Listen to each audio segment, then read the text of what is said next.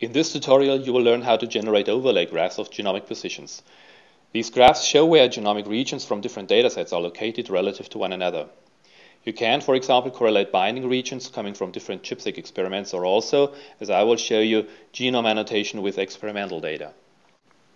The program for this can be found in the navigation bar under NGS Analysis. It's called Genome Inspector. Genome Inspector can correlate one anchor set of position data with up to 5 partner sets. We are going to correlate the starts of primary transcripts from the Eldorado database with a number of epigenetic marks. So we set the primary transcripts as anchor. The overlay of the positions of the correlated epigenetic marks will be shown in the output relative to these anchors. Next, we'll select files we want to use as partners in the correlation. The files must be in the bed file format. A typical input would be peak position files with a few thousand to several 10,000 regions. There is a limit to how many regions can be in each file.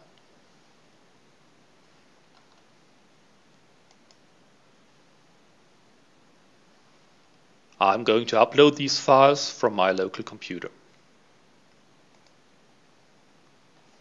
We have 5 files here. All are derived from next-gen sequencing data generated with CD4 positive T cells. They represent DNase I hypersensitive sites, that is, open chromatin that's accessible to transcription. Then we have binding regions of 3 different histone marks, which are all associated with active promoters or enhancers.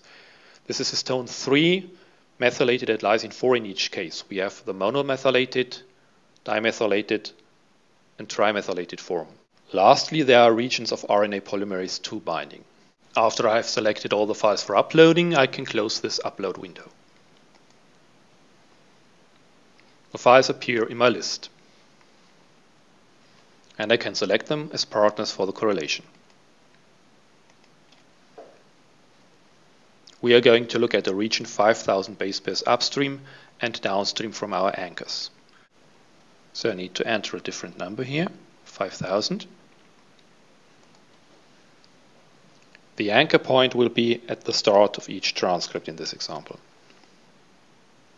Now we can start the analysis.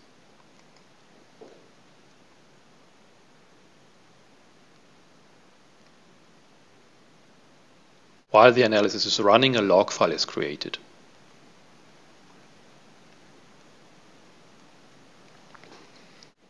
In the graph, we see the 5 curves for the correlation analysis, centered on the transcript starts at position 0.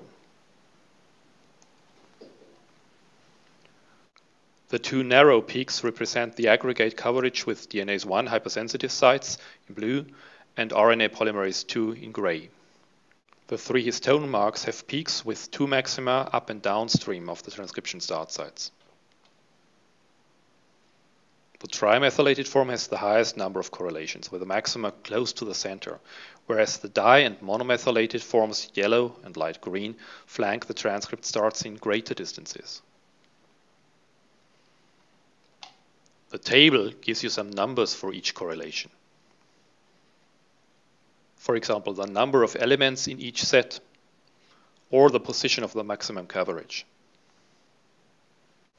The maximum for the correlation with the trimethylated histone is at position 155. The graph values can be exported to generate a similar graph in another program such as Excel.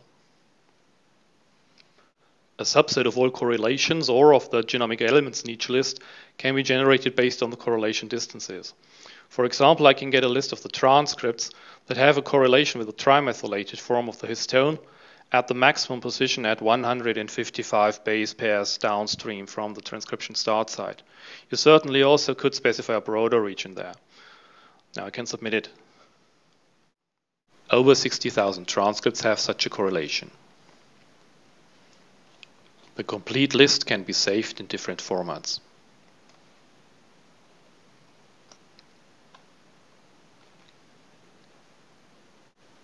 The first 100 entries of the list are shown here, and you can jump to each region in the Genomatix genome browser.